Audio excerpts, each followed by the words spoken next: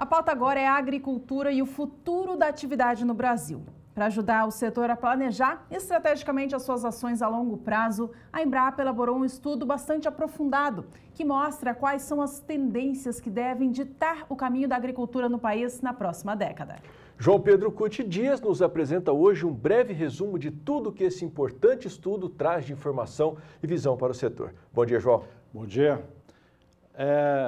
Quando a gente fala em agropecuária no Brasil, a gente fala em mais de 400 produtos, mel, frutas, etc, etc. Ou seja, é muito grande a participação. Hoje nós temos no Brasil mais de 5.200.000 propriedades rurais. Nós temos também uma participação, a agropecuária tem um papel fundamental na balança comercial brasileira. Ela gerou em 2017 81 bilhões de dólares em superávit na balança comercial. Nós temos uma população de 205, 206 milhões de habitantes que tem alimento saudável por um custo bastante razoável na sua mesa. Qual país do mundo que pode dar o luxo de vender filé de frango a 2 dólares o quilo? O Brasil tem. Então, isso aí, graças ao trabalho de vocês, do senhor e da senhora que estão no campo. Agora, a Embrapa, ela fez uma análise nos próximos 11 anos. 2030 está ali, ó, logo na virada da curva está 2030. São 11 anos que vão haver a agropecuária, ela é muito dinâmica, ela mexe com ciências e com a vida, então ela é muito rápida as transformações. E ela elencou 7 pontos importantes que ela colocou nesse seu trabalho. Então, eu pedi o primeiro ponto, é a questão são as mudanças socioeconômicas e espaciais, territoriais da agricultura. Essa agropecuária brasileira, falei em 5.200.000, 5.300.000 propriedades, eu vou lembrar uma coisa, 70% delas, os adultos que moram na propriedade não tiram um salário mínimo por mês. Então, a renda é um problema sério. O Brasil passou por um processo de migração do campo para a cidade. Aliás, todo mundo, especialmente agora nos países asiáticos, é muito impressionante essa migração do campo para a cidade. Então, o campo, você hoje tem problemas sérios no campo, começando pela questão trabalhista. Você tem uma legislação trabalhista totalmente anacrônica, fora da realidade brasileira e usando apenas questões urbanas para colocar no campo. Você praticamente proíbe o jovem do campo a aprender a sua atividade rural. Então, hoje no Brasil, nós temos um gap em termos de mão de obra no campo, qualidade, quantidade, uma série de detalhes. Outra coisa, você está vendo uma concentração da renda no campo. 0,5% das propriedades, 0,5% responde por 51% do valor bruto da produção. Ou seja, você vê algumas culturas, como o algodão, por exemplo, algodão é impressionante, é extremamente concentrado. Por quê? Algodão é baile da gafieira, quem está fora não entra, quem está dentro não sai. Exige altos investimentos, uma colheitadeira de algodão custa mais de 2 milhões de reais, você precisa ter equipamento para processar, é uma cultura caríssima em termos de investimentos em insumos no seu plantio, no seu cultivo. Então, ela concentrou. Outras atividades, como o leite, por exemplo, que é bem disseminada, esse pequeno produtor de 70, 80 litros de leite por dia, ele vai desaparecer, ele não vai ter condições de se manter no processo. Vai haver também uma concentração. Vamos ver mais uma outra aí? A próxima. Ou seja, cada vez mais nós vamos usar a tecnologia. O plantio direto veio para ficar. O Brasil conseguiu fazer um milagre de ter 2 safras, em algumas regiões até 3 safras por ano com o plantio direto. Então, só que isso exige equipamentos mais sofisticados, exige mais investimentos.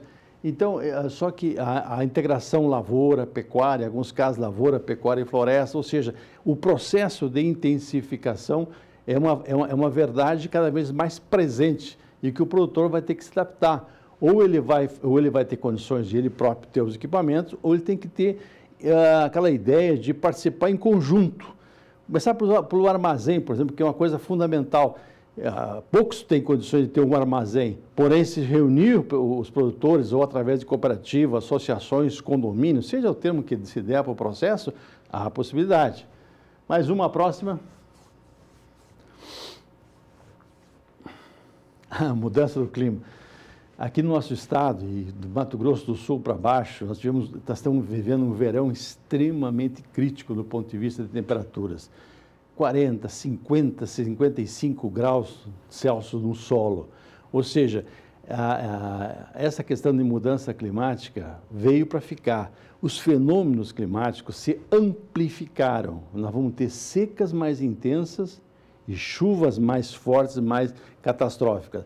Ontem, numa cidade no Espírito Santo, choveu 105 milímetros. O que era para chover praticamente quase num mês, choveu num dia. Agora, você imagina isso, o impacto que dá no solo, o impacto que dá na atividade de vocês. Nós tivemos aqui no Mato Grosso do Sul, em novembro, alguns locais choveu 550 milímetros, em dezembro choveu quase zero. Imagina a dificuldade que nós vamos ter em função de mudança do clima. Aí você vai ter que se preocupar com palhada, com cobertura de solo, com solo mais profundo, com fertilidade, materiais mais resistentes a isso. Então, essa é uma área extremamente importante que o senhor e a senhora têm a obrigação de estar acompanhando permanentemente, porque isso é fundamental para a sustentabilidade do seu negócio. Próxima. Os riscos. Também está incluída, a questão de clima está incluída nessa questão de risco, ou seja, o clima é o principal risco. Mas porém não é só esse, não. Nós temos o STF, o Supremo Tribunal Federal. De uma hora para outra falou que o fundo rural que ele falou 10 anos atrás que não era constitucional, passou a ser constitucional e quer cobrar retroativamente. Isso chama-se insegurança jurídica, invasão de terra, ação de quilombolas, de índios. É uma festa hoje em termos de ações políticas. Isso é um risco que o senhor e a senhora enfrentam no dia a dia. É risco de não ter estrada, de cair ponte, da infraestrutura, é risco cambial, ou seja, a agropecuária brasileira, ela tem bastantes emoções. O senhor e a senhora acordam toda semana com um problema para ver pela frente, que não está na mão de vocês. O risco cambial não é o senhor que vai resolver o problema. A questão de infraestrutura, a briga que vocês têm para ter condições de levar os produtos para a fazenda e trazer os grãos, a carne, os animais produzidos. Então, isso é uma verdade que está cada vez mais presente na atividade. A próxima.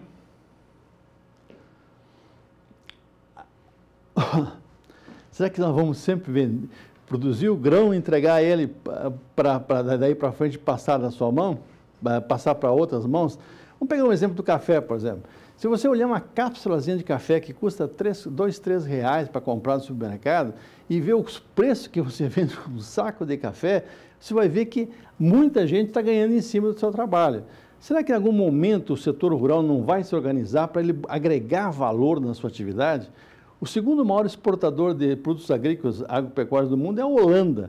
Tenho certeza que a Holanda não tem muita terra. Só que ela faz? Ela importa grãos, ela importa matéria-prima e processa e vende produto acabado. Essa necessidade de agregar valor ao seu produto é fundamental. Ou seja, senão nós temos que sair um pouquinho de vender só commodities. Vamos começar pelo gado. Se você vender com o normal, vender boi de 4 anos, você vai perceber o preço, aquele preço que é um indicador que nós toda hora mostramos aqui no canal. Agora, se você produzir uma novilha com 24 meses, com 14 arroba, bem acabada, aí muda a figura. Você não vende pelo preço de vaca, vende pelo preço mais caro que o preço de boi e ganha um prêmio. Então, a agregação de valor é uma coisa fundamental para você se manter no processo. Você tem que ver o que eu posso fazer no sentido de melhorar a minha atividade pensando em agregar valor. E normalmente não é sozinho que você vai fazer isso, é pelo grupo, pela sua cooperativa, uma associação de produtores, enfim, uma série de coisas. Hoje já existe, no caso da pecuária, a grife, né? Carne de Angus, carne de Hereford, carne de Nelore de qualidade, ou seja, tem que pensar em produzir produtos que você possa agregar valor. Sair do feijão com arroz, partir para uma coisa que dê um pouco mais de renda. Próxima. Consumidor. Esse está vendo uma revolução. Hoje, no Brasil, nós temos quanto? pessoas ligadas à internet, 110, 120 milhões de pessoas ligadas à internet, nós temos 200 milhões de smartphones hoje no Brasil.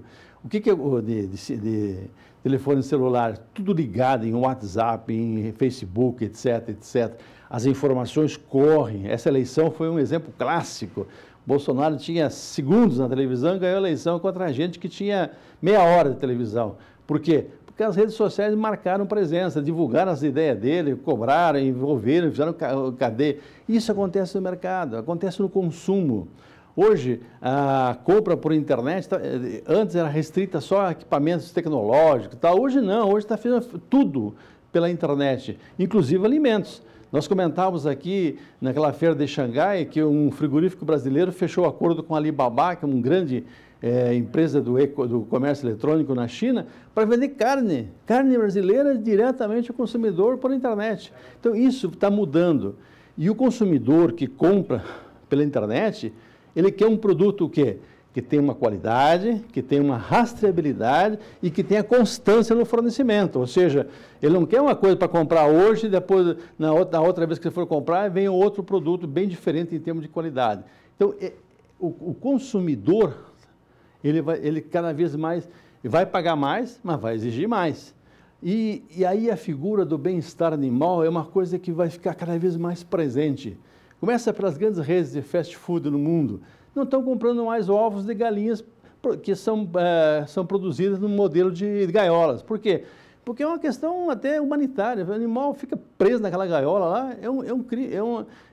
o consumidor não quer comer um alimento no animal estressado.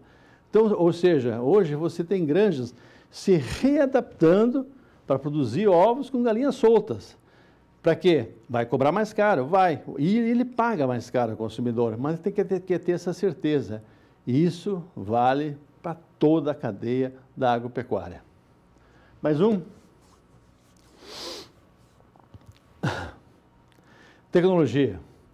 É impressionante o avanço que se tem no mundo hoje, da informática, a nanotecnologia, a biogenética, uma série de coisas está acontecendo no mundo. O Brasil, graças a essa praga do lulapetismo, ele ficou muito para trás, especialmente na questão de organismos transgênicos. Hoje o Brasil já tem a maior área plantada de transgênicos do mundo. Por quê? Porque o Brasil ele planta soja e milho, os dois produtos que mais se usa biotecnologia, e com isso ele conseguiu fazer 2 safras no ano graças à biotecnologia. Um dos grandes fatores foi a presença da biotecnologia. O Brasil precisa investir em tecnologia. Porque nós temos uma das melhores tecnologias tropicais do mundo para a produção de produtos agropecuários. Porém, essa tecnologia não chega até o senhor e a senhora, especialmente se vocês forem pequenos produtores.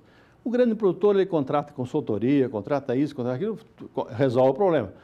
O pequeno e o médio estão fora do processo. Então, essa é uma questão fundamental da questão da sustentabilidade. Ou seja, essa tecnologia que se gera nas universidades, da Embrapa, etc., das fundações, ela tem que chegar até o produtor. Ela chegando ao pequeno produtor, a gente elimina aquele gargalo que nós falamos no começo, de 70% das propriedades rurais brasileiras, o adulto na propriedade não tira um salário mínimo por mês.